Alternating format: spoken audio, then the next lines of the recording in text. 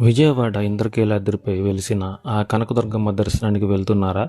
అయితే ఈ వీడియో మీకోసమే. ఇంద్రకీలాద్రి పరిరక్షణ సమితి కన్వీనర్ ఔటుపల్లి శివప్రసాద్ భక్తులకు ఒక కీలక విజ్ఞప్తి చేశారు.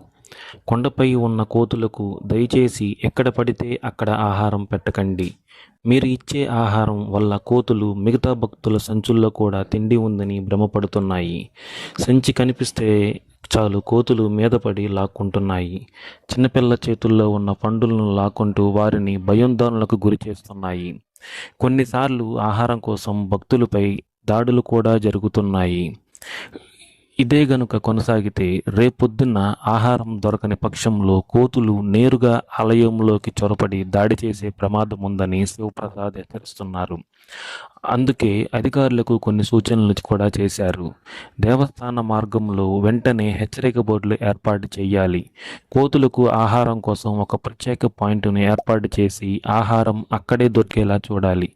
కాబట్టి భక్తులారా, మీ ప్రయాణం క్షేమంగా సాగాలన్నా, ఇతరులకు ఇబ్బంది కలగకూడదన్నా కోతులకు ఆహారం వేయడం మానుకోండి. క్షేత్ర నియమాలను పాటించండి. అమ్మవారి కృపకు పాత్రలవ్వండి.